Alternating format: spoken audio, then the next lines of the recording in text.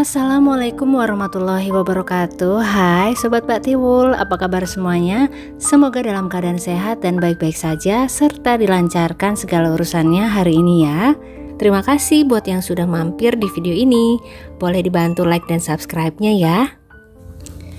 Pak Sahidin atau biasa dipanggil Pak Sudi dan istrinya yang bernama Bu Juriah malam hari itu tanggal 16 Juli 2024 dilanda kepanikan karena anaknya yang hari itu bekerja seperti biasa belum pulang juga sampai jam 10 malam. Hal ini tidak seperti biasanya. Kalaupun anak sulungnya itu mau pergi pastilah pamit dulu. Dan biasanya juga yang menjemput dari tempat kerja adalah Pak Sahidin sendiri. Namun kebetulan malam itu tidak bisa. Pak Sahidin pun kemudian menelpon ketua RT tempat tinggal mereka, yaitu Pak Solihin. Akhirnya Pak Solihin dan keluarga Pak Sahidin pun berkeliling kota Bagan Siapi-api mencari keberadaan si sulung, termasuk mendatangi minimarket tempat si sulung bekerja. Namun kata teman-temannya, si sulung sudah pulang dijemput seorang laki-laki. Setelahnya mereka tidak ada yang mengetahui keberadaan si sulung. Pak Solihin dan Pak Sahidin pun semakin bingung kemana lagi mereka harus mencari. Apakah Pak Sahidin dan keluarga akhirnya berhasil menemukan si sulung? Ikuti terus video ini hingga akhir ya sobat.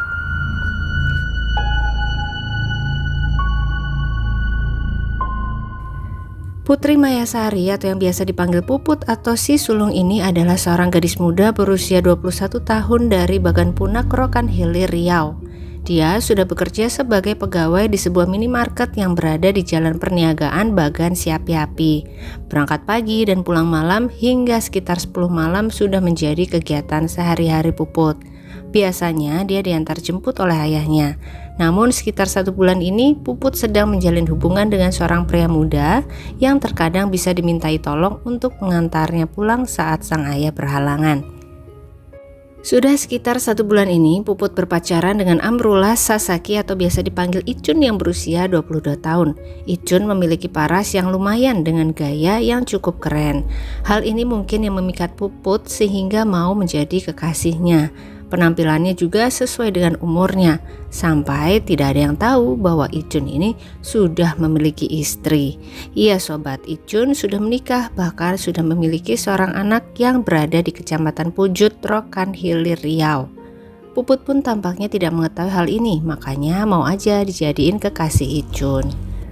Pada hari Selasa tanggal 16 Juli 2024, seperti biasa Puput berangkat pagi menuju tempat kerjanya. Sepanjang hari Puput bekerja dengan baik dan tidak ada masalah. Sampai kemudian di malam harinya waktu Puput mau pulang, ternyata ayahnya tidak bisa menjemput tepat waktu. Daripada menunggu lebih lama karena takut kemalaman, akhirnya Puput memutuskan untuk meminta tolong kepada Icun untuk menjemputnya dari tempat kerja dan mengantarnya pulang ke rumah. Icun yang pada dasarnya tidak punya kesibukan ini mengiyakan permintaan tolong kekasihnya tersebut.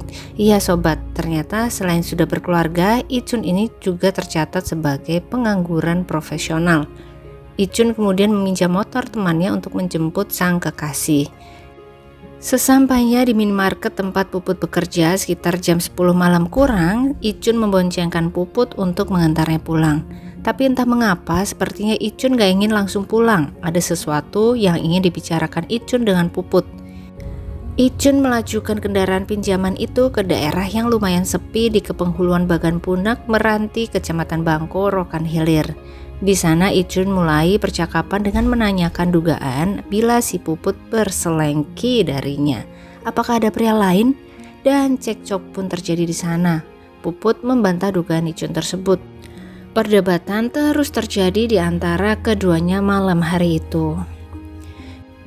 Waktu pun terus bergulir hingga waktu menunjukkan jam 10 lewat. Pak Sahidin dan Bu Juriah mulai panik ketika mendapati bahwa Puput anak mereka tidak juga pulang ke rumah, tidak seperti biasanya.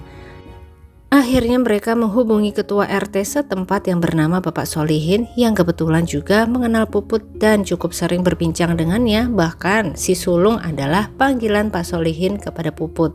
Hubungan Pak Solihin dengan warganya memang cukup dekat, hingga tanpa ragu beliau ikut membantu Pak Sahidin dan Bu Juriah untuk mencari Puput malam itu juga.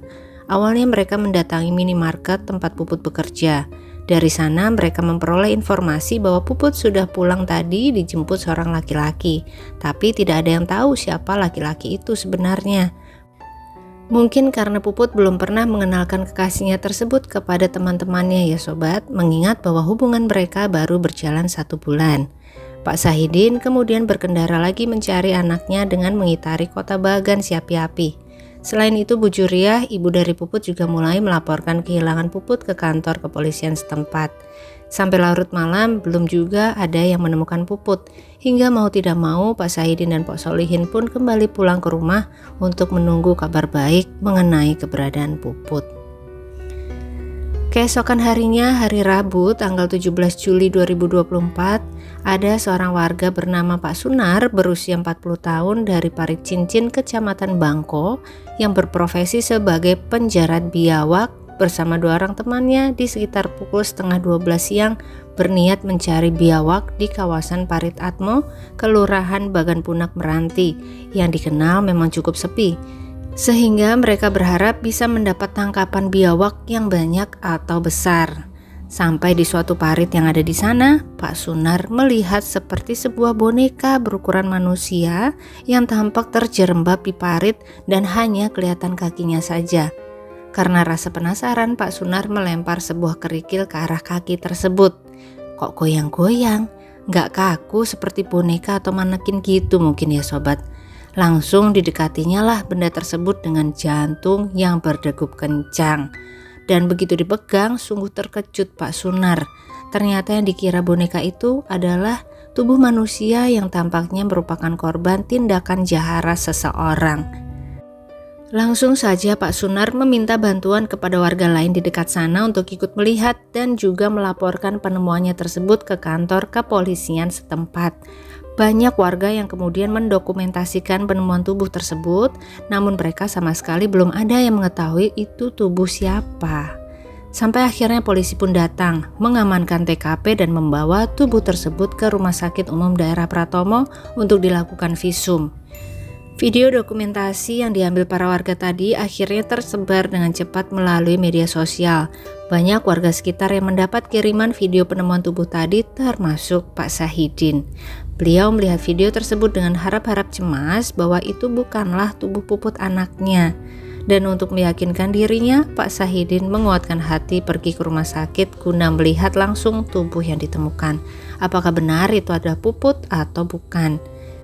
Dengan ditemani oleh Pak Solihin, beliau pergi ke rumah sakit. Sesampainya di rumah sakit dengan berlinang air mata, Pak Sahidin langsung masuk ke ruangan tempat tubuh tersebut.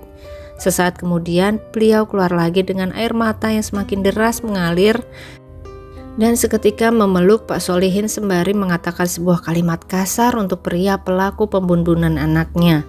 Pak Sahidin pun kemudian dimintai keterangan oleh pihak kepolisian. Dari sini dapat dipastikan bahwa tubuh tersebut adalah tubuh Putri Mayasari.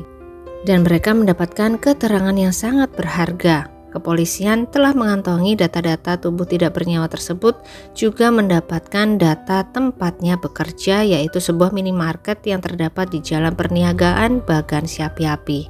Mereka langsung menuju ke tempat tersebut untuk melakukan pengecekan CCTV serta meminta keterangan dari beberapa rekan Puput. Dari rekaman CCTV malam kemarin terlihat bahwa Puput dijemput oleh seorang pria yang mengendarai sebuah motor yang terlihat cukup jelas di sana, sebuah motor berjenis CB 150R berwarna merah.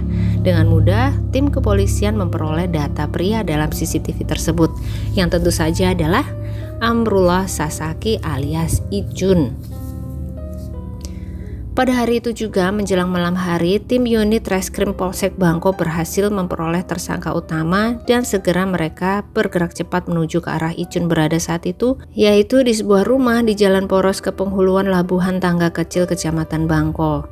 Sesampai di sana mereka menemukan Ijun yang terlihat seperti hendak pergi. Dan ketika ditanya kemana dia akan pergi, Ijun menjawab akan pergi ke Pekanbaru karena ada pekerjaan. Polisi pun bertanya lagi apakah dia mengetahui tentang kondisi Putri Mayasari. Ijun menjawab bahwa kemarin malam dia sudah mengantarkan Puput ke rumahnya, tapi hanya sampai di depan gang. Segala macam alasan dia berikan kepada polisi, dan karena tampak ingin melarikan diri, akhirnya tim kepolisian terpaksa memberikan hadiah timah panas ke arah kakinya untuk membuatnya tidak berkutik.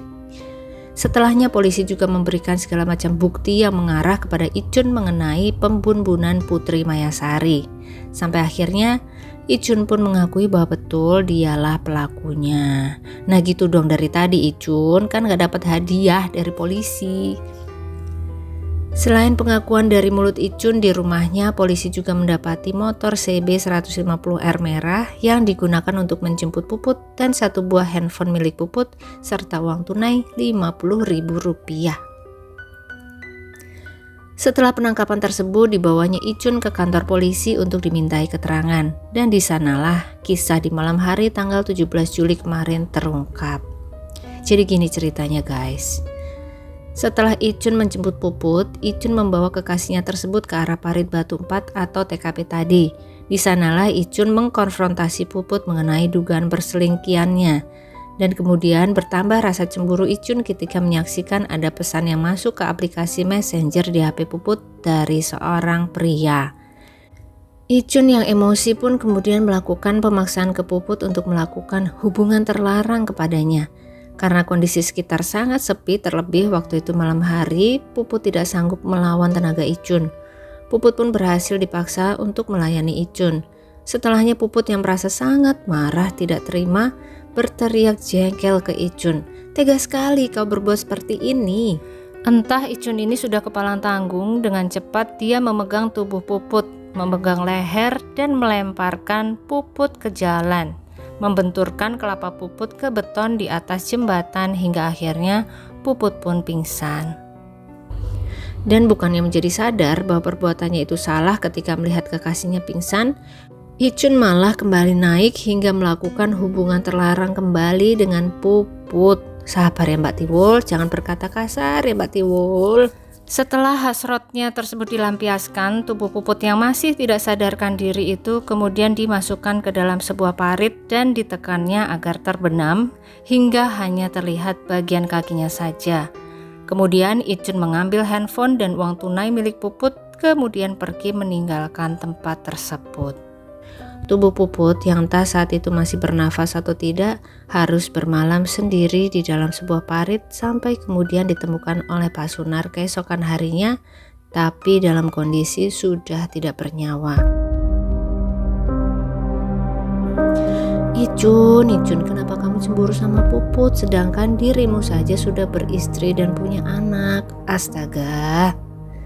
Begitulah kronologi yang Icun ceritakan kepada polisi, yang setelah dicocokkan dengan hasil visum tampaknya Icun berkata jujur. Atas tindakannya ini pun Icun kemudian dijerat dengan pasal 340 KUH Pidana Jungto pasal 338 KUH Pidana Jungto pasal 285 KUH Pidana mengenai pembunuhan dan pemerkosaan dengan ancaman hukuman metong seumur hidup atau maksimal 20 tahun. Hingga saat ini belum dilaksanakan sidang putusannya ya sobat. Kita doakan semoga majelis hakim dapat menjatuhkan hukuman yang seadil-adilnya kepada terdakwa. Dan untuk korban Putri Mayasari, kita doakan semoga sudah bisa beristirahat dengan tenang di sisi Allah, diampuni segala dosa dan diterima semua amal ibadahnya, serta Pak Saidin sekeluarga diberi kekuatan dan ketabahan luar biasa. Amin ya Allah. Bagaimana pendapat sobat semua mengenai kasus di atas? Hukuman apa ya yang pantas diberikan kepada Icun? Dan pelajaran apa yang bisa kita ambil dari kasus di atas? Kenapa sih sekarang susah sekali kayaknya mencari orang yang bisa dipercaya?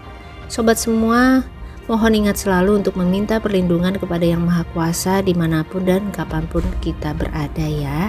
Mbak Tiwul tunggu komen sobat semua di kolom komentar. Dan tetap jaga jari supaya tidak melukai hati orang lain ya. Demikian kisah kita kali ini. Terima kasih untuk yang sudah menonton hingga akhir. Jangan lupa like-nya kalau suka sama video ini. Tapi kalau kurang berkenan mohon di skip saja ya sobat. Sampai ketemu lagi di kisah-kisah selanjutnya dan selamat beraktivitas kembali. Wassalamualaikum warahmatullahi wabarakatuh.